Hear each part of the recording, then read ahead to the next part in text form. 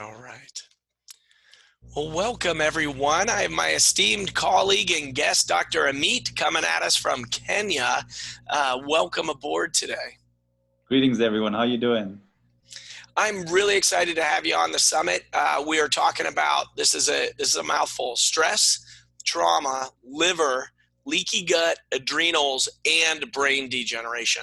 And I love that trail right up there to the Brain Degeneration Summit. All of these different facets that you are going to piece together for us, Dr. Amit. Yeah, it's all interconnected. It's amazing how stress is actually connected to the liver, and we'll go right into it. So let's start around. We are familiar with this concept of the gut-brain axis and how the gut and digestive and the microbiome is affecting the brain. But you're talking, maybe some nuances around the leaky gut and inflammation and how that does specifically relate to brain degeneration. Right. Okay. So you have your gut, right? Yeah, and leaky gut basically is when the lining of your gut has holes in it because of inflammatory foods and too much antibiotics and too many drugs. With leaky gut, we have toxins going to the bloodstream, and that creates inflammation everywhere in the body, leading cause for asthma, eczema, arthritis, a lot of chronic conditions. And the oxidative stress from inflammation also damages the brain cells, number one. Number two, chronic inflammation actually elevates cortisol levels. And elevated cortisol levels prohibit or inhibit the brain's ability to rewire itself or to heal itself, especially after trauma or, so after trauma, the brain cells make a readjustment. Your brain's always rewiring itself based on experiences. And after a healing experience, it's important for your brain to rewire itself again, so you go back to your neutral or authentic self. Now, if you're inflamed all the time, you won't be able to rewire yourself properly. And so chronic inflammation, therefore, almost inhibits processing of therapy at a very subtle level. So meaning, if you're less inflamed, you'll actually go through therapy much faster and better because your brain can rewire itself again. Yeah, that makes total sense. You got to just put that fire out first. On trauma, like what kind of trauma? Like when I hear trauma, or when the viewers are watching and hearing trauma, I mean, there's multiple different types of trauma. Are some worse than others, or this could just be a mental emotional trauma as well, right? Not just physical trauma. Yeah, so most of the trauma I deal with is mental emotional. So anything so I deal with a lot of terrorist attacks, rape, sexual abuse, financial losses, breakups, just seeing, thugs beating somebody up kind of thing. Because, living out here, like, you see a lot of things, right? And so trauma is basically any uncomfortable or difficult experience where you feel threatened or helpless. And so after the trauma, even though the trauma is over, your subconscious still holds on to that experience, and you're conscious at some level. And you never feel safe again, or a part of your body always feels helpless or paralyzed or in fight or flight mode, right? And until you reprocess it, because I use EMDR or Gestalt psychotherapy, different therapies, even tapping, until you process that trauma, you are stuck in a subconscious fight, flight, or freeze response, or even a surrender response, like a giving up. And so you become powerless. And these responses actually change your brain chemistry, your rewiring of your brain chemistry. And so in that state, you're constantly unsafe, even though now mentally you think, okay, I'm safe. There's a subconscious part of you that is nervous or hasn't healed fully. And that nervousness always drives your adrenal glands, into fight or flight to produce adrenaline. And it burns your adrenal glands out, number one. Number two, your adrenal glands produce cortisol as a response to stress. And so constant subconscious stress will keep your cortisol levels at a higher level, right? And this, as we talked about, the cortisol levels then inhibit brain regeneration. So then if there's degeneration going on, you won't heal the degeneration fast enough if regeneration cannot happen. And yes, certain belief systems as well. After a trauma, you have a belief about the world, about yourself, about your parents, about your family, about your surroundings. And you never get over these beliefs until you get realizations, aha moments, either through a different experience or through therapy. Yeah. Whether it's, like I said, Gestalt psychotherapy, EMDR, family constellations, which I'll talk about a bit more as well. All these things free the mind, the subconscious, from a trapped state. And once you free yourself from a trapped state, you're out of the fight or flight. So adrenal glands settle down, then cortisol levels settle down, then the brain is healthy. The fire is not going on in the brain so much. So healing is more possible. Awesome. So I want you to talk about the EMDR and other components of what you're doing to heal the trauma and stop that oxidative stress, right? Because there are components, if you never address it, like I think a lot of times folks are like, okay, that's in the past. It's not affecting me anymore. Yeah. Right. Yeah. Yeah. How do you, either assess or, there's this component of the trauma is if you're not resolved, it's like it's now, right? In the memory bank. So you have discovered some things that are very effective at healing trauma. What has your experience been with that?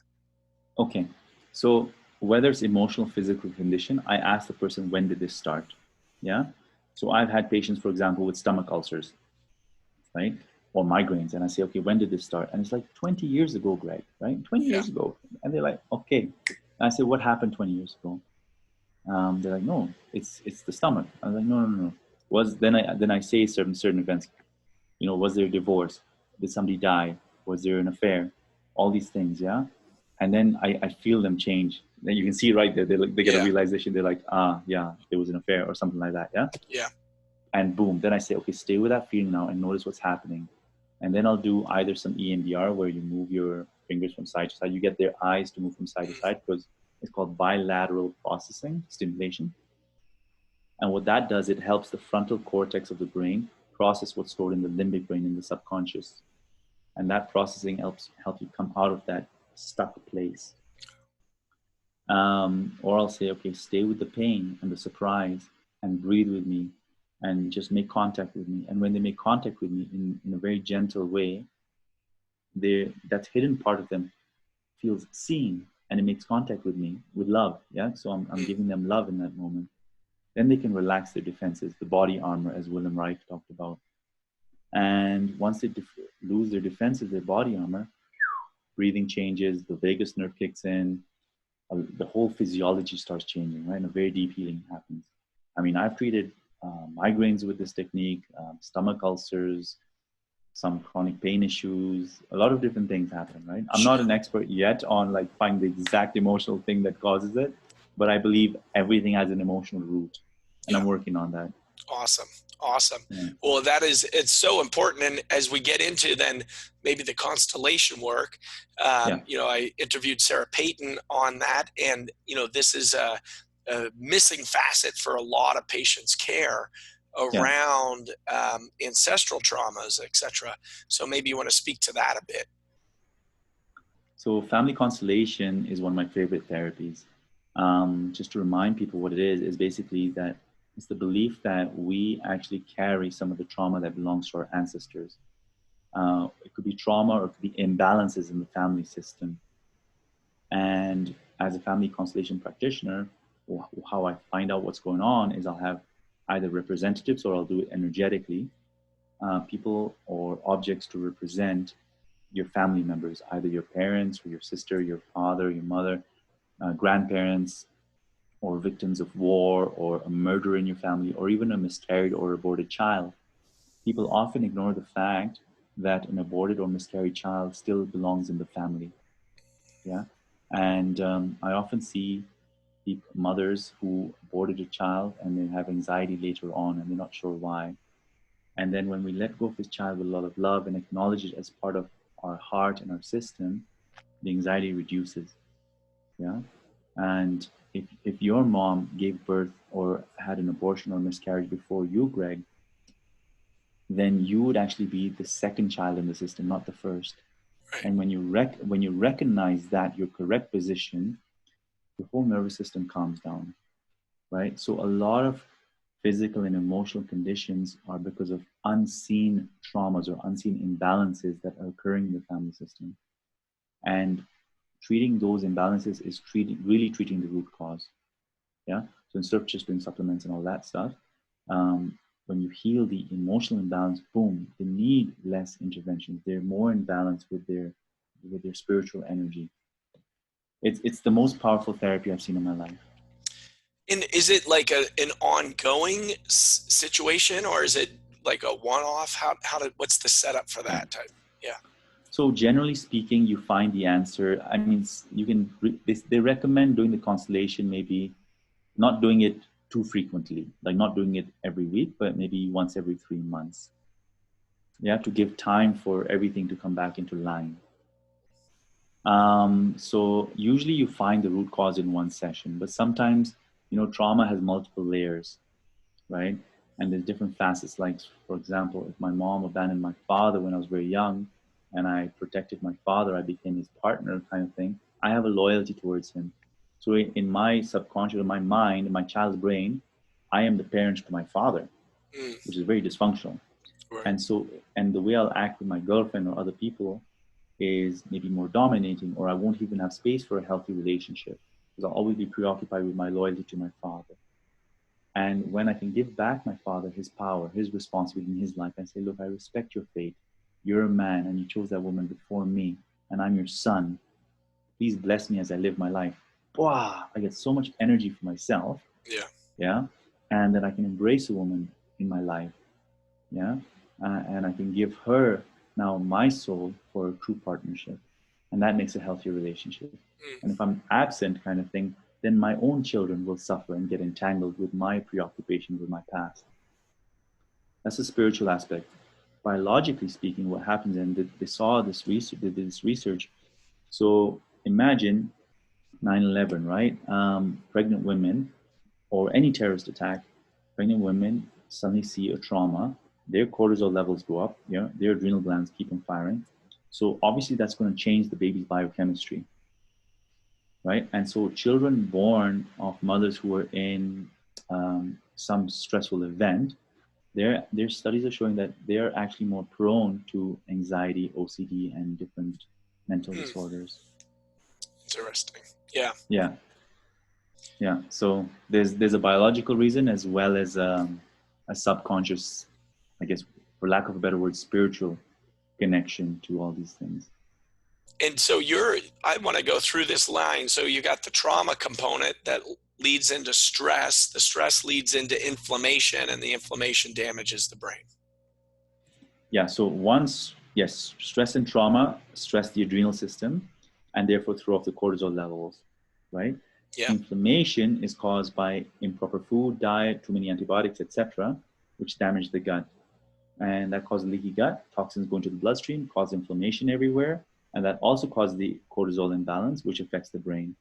So we got two things: stress and trauma affecting cortisol levels, and leaky gut affecting cortisol levels, and we haven't even talked about the liver yet. So we need to Right, go and into the that's liver. right where we're going. So perfect, because everyone in that discussion is always about healing the gut, getting the Yeah. inflammation down in the gut, and you've brought up a great point of what about the liver. So what Right. about the liver, Dr. Amit? So right. So my book and online course actually focus on the liver and I'm actually releasing a new book on all the remedies for your liver. So Lovely. very delicately, the liver is the most beautiful organ, I think. It's the master organ according to Chinese medicine. Yeah, it controls hormonal balances, vitamin storage, immune cell activation, glucose and glycogen storage, fat, cholesterol metabolism, all these things. Yeah. And our liver is constantly inundated by toxins. Yeah, it's processing everything that comes into your gut, everything from the environment, all the pesticides, everything. So your liver becomes stagnant, it produces less bile. With less bile, there's poor digestion, so more gas, bloating, constipation, and a worsening of leaky gut.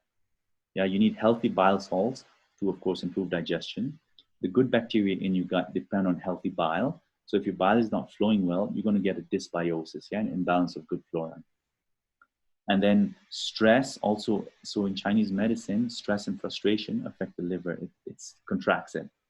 So and people will get more irritable, more frustrated, and vice versa. If you are an irritable person or a frustrated person, or you have a lot of resentment, then your liver will also be affected. And when your liver is affected, you'll elicit those emotions. Yeah, it's a vicious cycle. Anyways, so you got liver stagnation contributing to, of course, leaky gut, number one. Number two, with liver stagnation, remember, liver is processing all your cholesterol, yeah, and all your fats and lipids, and that's super important for brain function, right? All your phospholipids going into your brain. So if your liver is stagnant, you're going to have more free radicals floating around in your body, creating damage to fatty acid, all your lipids and stuff like that in the brain.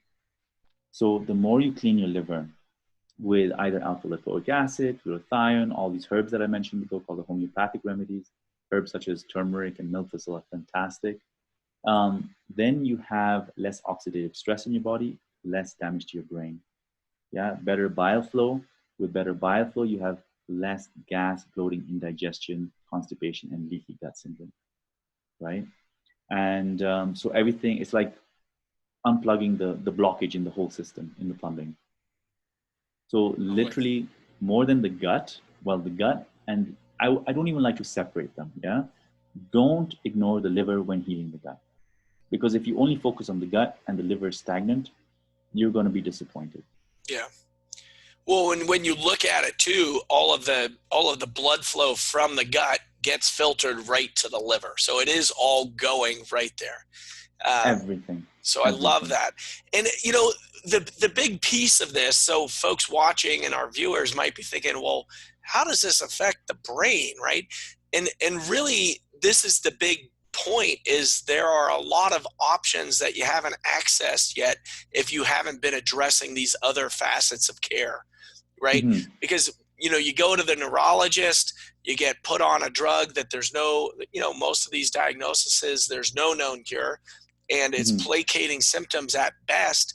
And what we're offering here is a whole different approach of treating whole people, right? Not just pieces and parts, and allowing the body to heal itself given the right information. So, you know, these facets that you've brought up around healing the trauma, because that really, a lot of those components, and it may have been not even been their own trauma, right? It could have been their ancestors, their parents, their grandparents, their great-grandparents, the great-great-grandparents, right?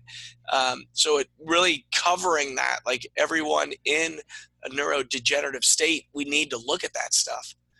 Then it's, you know, looking at how do you then, like, so what's your approach with folks when they come in, and or you know, some of the online programs that you have as well?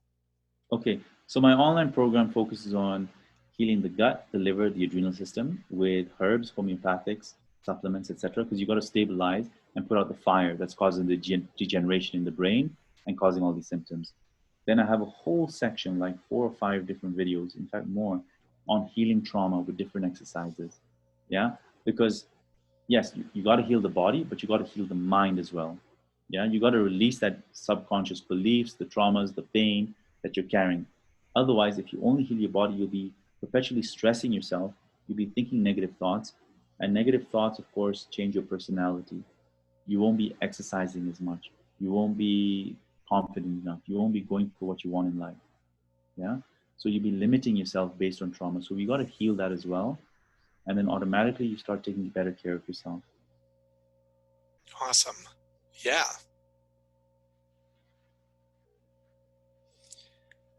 With so through the gut and the liver, so you've got the liver herbs, the homeopathics. You're really big into homeopathics, and you've been, you know, that's one of your main modalities that you use. Yeah. What do you do, like a classical homeopathics or acute prescribing or some combination of both? What do you do with that? I do both. I do both because what I find is there's certain homeopathics that are fantastic for the liver, right? And there's certain homeopathics, and my online course does this, goes through all the different remedies, the homeopathic remedies for specific types of trauma. So you have trauma, like homeopathic remedies for shock, sudden shock. You have homeopathic remedies for betrayal, right? If your girlfriend cheated on you, or your boyfriend cheated on you, or you lost a loved one. You have homeopathic remedies for failure and suicidal thoughts. You have homeopathic remedies for low confidence. So I use homeopathic remedies for situations, and then I also find the constitutional one over time. Yeah. So after I understand, so the constitutional character of a person appears more clearly when we remove these layers of shock and trauma and just the inflammation. Yeah. And that's why I find it's important to heal the gut as well as use homeopathy and heal the liver as well, because there's so much toxicity in people that if you don't remove the toxins, their symptoms are so affected by toxins, you don't know what their real constitution is, Mm. right? It's like somebody coming to you on like 10 medications, 10 psychiatric medications, and they're completely like just stoned out. You don't know what their personality is like, right? Truly, because they're numbed out. So similar with liver toxicity, it's super important to just clear all the toxins and then get a clear picture. Okay, what is this person's true anxiety about? Yeah, is it a physiological thing? Is it a gluten sensitivity, or is it because their father shouted at them when they were 5 years old and they haven't recovered and they've got this complex? Yeah, and when you Mm. heal that, boom, like the confidence comes up. The even testosterone levels change, because imagine you're staying in a subservient state, yeah, always apologetic, always fearful. You're going to convert more of your testosterone into estrogen kind of thing. You're going to be very timid, but suddenly when you free stuff up, physiology changes, adrenal glands change, and you get a charge. You feel more confident. Your hormones come more into balance as well, Mm. and that of course affects the brain. Then, Love it. Are yeah. there specific brain remedies, or are you, when you're addressing folks in a brain degenerative state or neurodegenerative state, Mm-hmm. are there other remedies that you think of, or herbs or other prescriptions that you put in to the Yeah, program? yeah. So in the program, I discuss about restoring the adrenal gland function to save the brain, because remember, a lot of brain degeneration is inflammation and adrenal fatigue. Yeah. So all you speakers probably talked about like leaky gut, so probiotics, vitamin D, the fish oils, etc. And that's fantastic, of course, yeah. But you got to heal the liver, one, because that's almost a primary or secondary source of inflammation. And then adrenal support is super important because a lot of people are burnt out and their adrenal glands are just wonky, yeah. So when you support the adrenal glands, I find the brain just recovers so fast because it's almost like the adrenal glands and the brain are one organ, and they are in a way, right? The hypothalamus pituitary adrenal axis is a very strong, how do I call it, link. Yeah, anytime somebody feels stressed or threatened, they produce adrenaline right away from the adrenal system, right? Yeah. And so when you support the adrenal glands and they feel more stable and resilient, then what happens is they calm down actually, right? So adrenal herbs are not only stimulating, but they're actually nourishing to the point where you feel more stable. And when somebody feels more stable, they have less anxiety. And with less anxiety, the brain almost feels safer to heal itself because it's not in protective mode. Yeah. And then, of course, I use the homeopathic remedies as well for shock and trauma and for adrenal fatigue. And one is phosphoric acid. I love using that one. But there's others in the course where we are really supporting the adrenal system to recover energetically. So coming out of that frenzy. And so I use the homeopathic to change the vibrations of the system. And when the frenzy has reduced, the adrenal glands are still depleted. And that's when you throw in the herbs like rhodiola, ashwagandha, whatever is needed to now nourish the body. It's like the food now. So homeopathy is almost like the counseling in a pill. You release the Mm. trauma with the homeopathy, and then you bring in the food and the nourishment so the body rebuilds itself. Oh, lovely. And there's other herbs people use to increase blood flow to the brain, like ginkgo and rosemary and things like that.